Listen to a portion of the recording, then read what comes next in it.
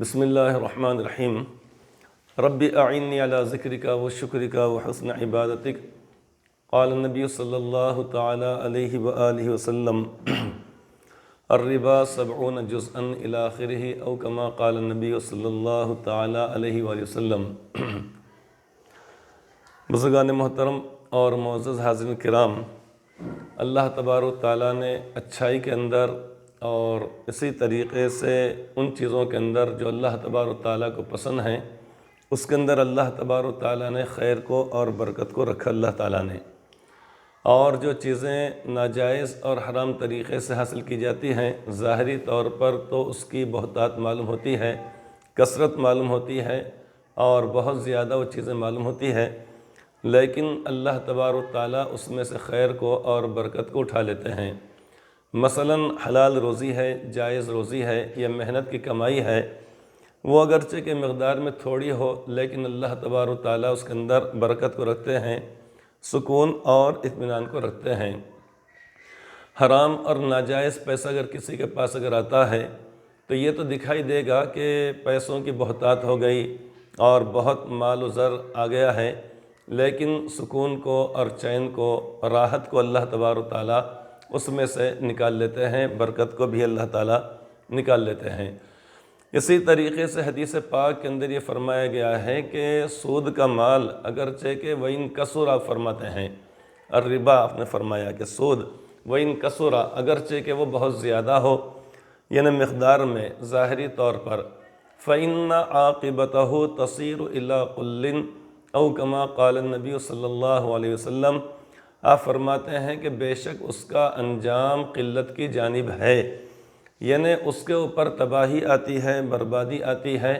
اور نقصانات اس کے اوپر آتے ہی آتے ہیں، ظاہری طور پر دکھائی دے گا۔ تو کسی کے پاس مال کی بہتات ہونے کی وجہ سے یہ نہیں کہا جائے گا کہ وہ شخص بڑا اچھا ہے۔ جیسے مثال کے طور پہ اگر خدا نخواستہ اگر کسی کا جسم اگر سوج جائے تو اس صورت میں اس کو صحت مند اور تندرست نہیں سمجھا جاتا ہے، بلکہ اس کے جسم کی وہ سجن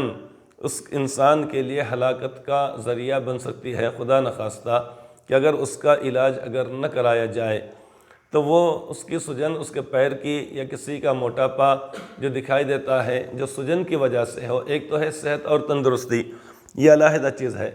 لیکن دوسری اس کے برعکس یہ ہے کہ بیماری اگر ہے خدا نخواستہ تو کوئی شخص دیکھنے والا دھوکہ کھا جائے اور یہ سمجھے کہ فلاں شخص بڑا صحت مند ہے، حالانکہ صحت مند نہیں ہے، تندرست نہیں ہے، بلکہ اس کی وہ سجن اس کے لیے ہلاکت کا یا اس کی موت کا خدا نخواستہ سبب اور ذریعہ بن سکتی ہے۔ تو اسی طریقے سے جن لوگوں کے پاس حرام مال کی بہتات ہوتی ہے، روپیہ پیسہ دکھائی دیتا ہے، ظاہری طور پر شان و شوکت معلوم ہوتی ہے، گھر اعلیٰ درجے کا، یہ بلڈنگوں پر بلڈنگیں بنائی جا رہی ہے، کھیتوں پر کھیت لیے جا رہے ہیں، جگہ جگہ پر پلاٹ لے کر ڈالے جا رہے ہیں، اسی طریقے سے کارخانے اور فیکٹریاں کھولی جا رہی ہیں، یہ اسی طریقے سے ان کو خود یہ پتہ نہیں کہ ان کے پاس آخر مال ہے کتنا ہے، لیکن اللہ تبارک و تعالیٰ انجام کے اعتبار سے اس کو تباہی کی طرف لے کر جاتے ہیں۔ حادثات آتے ہیں، مصیبتیں آتی ہیں، پریشانی آتی ہیں، مقدمات آ جاتے ہیں، کورٹ کچہری کرنا پڑتا ہے اور اس طریقے سے پیسہ وہ برباد ہو جاتا ہے۔ اسی لیے سیدنا حضرت شیخ عبد القادر جیلانی علیہ رحمہ فرماتے ہیں کہ لوگوں کے اخراجات کو دیکھ کر میں سمجھ جاتا ہوں کہ ان کی کمائی کیسی ہے، کہ اگر کسی کا روپیہ پیسہ اگر اس طریقے سے یعنی اگر حلال اور جائز جگہوں پہ خرچ ہو رہا ہے، اللہ تعالیٰ کی رضا اور خوشنودی کے لیے خرچ ہو رہا ہے، اپنے اہل و عیال پر خرچ ہو رہا ہے، غرض جائز جگہوں میں خرچ اگر ہو رہا ہے تو مجھے اندازہ ہو جاتا ہے کہ یہ مال جائز طریقے سے آیا ہے۔ لیکن اگر کسی شخص کا پیسہ بلا وجہ خرچ ہو رہا ہے یا ایسی جگہوں پہ خرچ ہو رہا ہے جہاں پہ خرچ نہیں کرنا چاہیے یا ناجائز کاموں کے اندر ہو رہا ہے، گناہوں کے اندر ہو رہا ہے، اللہ تعالیٰ کی نافرمانیوں کے اندر ہو رہا ہے، تو میں سمجھ جاتا ہوں کہ اس شخص کا پیسہ، اس کی آمدنی کیسی ہے۔ مال حرام بود جائے حرام رفت، یہ فارسی کی کہاوت ہے کہ اگر مال اگر حرام اگر ہوگا تو وہ یقیناً یعنی بری جگہوں پر وہ خرچ ہوگا۔ اس لیے ایک ایمان والے کو چاہیے کہ اپنی کمائی کو حلال اور پاکیزہ بنائے، حرام سے اپنے آپ کو بچائے، اس لیے کہ سودی کاروبار، سودی لین دین، چاہے وہ بینکوں کے ذریعے ہو، شخصی طور پر ہو،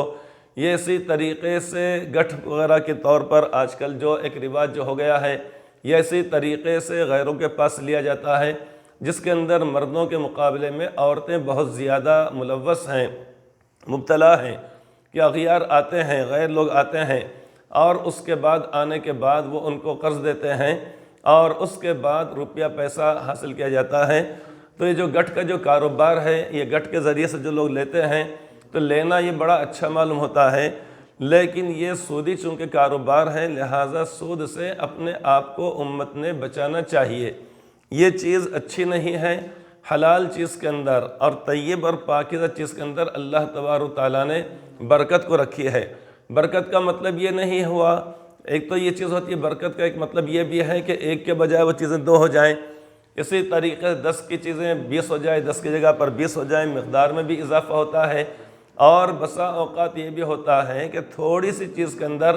انسان کا کام بن جاتا ہے اور انسان کو راحت اور سکون مل جاتا ہے، لہٰذا اس کو برکت کہا جائے گا کہ مقدار کے اندر وہ چیز معمولی سی ہے۔ جیسا کہ اللہ کے نبی صلی اللہ علیہ وسلم جب ایک مرتبہ تشریف لائے اپنے دولت قدے پر، تو اس وقت معلوم ہوا کہ یعنی گھر میں کہیں سے یعنی اس طریقے سے ایک پیالہ بھر کے دودھ آیا ہوا ہے، لہٰذا اللہ کے نبی صلی اللہ علیہ وسلم نے حضرت ابو ہریرہ رضی اللہ عنہ سے فرمایا کہ جاؤ جا کے اصحاب صفہ کو بلا لاؤ، اور اس کے بعد جب وہ آئے حضرات تو ایک کے بعد دیگر وہ دودھ کا پیالہ ہر ایک کے پاس بڑھایا جاتا رہا، ہر کسی نے سیر ہو کر اس میں سے پی لیا، یعنی جتنے بھی صحابہ کرام تھے، مثال کے طور پہ ایک صحابی کو دیا گیا، انہوں نے سیر ہو کر اس میں سے دودھ پی لیا، اس کے بعد دوسرے کو، تیسرے کو، چوتھے کو، یہاں تک کہ 70 کے 70 صحابہ کرام جو اصحاب صفہ کہلاتے ہیں، لہٰذا ان تمام نے سیراب ہو کر اس کو پی لیا۔ اس کے بعد حضرت ابو ہریرہ رضی اللہ تعالیٰ عنہ انہوں نے پیا، اور اس کے بعد اللہ کے نبی صلی اللہ علیہ وسلم نے تناول نوش فرمایا۔ تو ظاہری طور پہ دیکھا اگر جائے تو وہ تو ایک پیالہ ہے، لیکن اللہ رب العزت نے اس کے اندر برکت اتنی زیادہ رکھی کہ وہ سارا کا سارا دودھ تمام کے لیے یعنی کافی ہو گیا۔ اس کو کہا جاتا ہے برکت۔ تو انسان نے، ایک ایمان والے نے، چونکہ اس کا ایمان اس بات پر ہے کہ مجھے اللہ تبارک و تعالیٰ کے پاس حاضر ہونا ہے، غیر لوگ کریں اگر تو یہ ان کا اپنا معاملہ ہے، چونکہ ان کا آخرت پر ایمان نہیں، قبر اور حشر ان کے سامنے ہے نہیں، جنت اور جہنم پر ان کا یقین نہیں ہے، اور میزان عدل پر اور آخرت میں اللہ تبارک و تعالیٰ حساب کتاب لیں گے، لہٰذا اس کے اوپر ان کا ایمان ہے ہی نہیں۔ لیکن ایک ایمان والے کو ہر چیز کو سوچ کر کرنا ہے، یہ دیکھ کر کرنا ہے کہ یہ چیز میرے لیے جائز ہے یا ناجائز ہے، لہٰذا ہر ایمان والے نے اپنے آپ کو اس سے بچانا چاہیے۔ ظاہری شان و شوکت اور ظاہری طور پر مال کی بہتات، یہ چیز کوئی انسان کے لیے کوئی اچھی چیز نہیں ہے۔ اس وجہ سے ہر قسم کے سود سے، چاہے وہ مقدار میں تھوڑا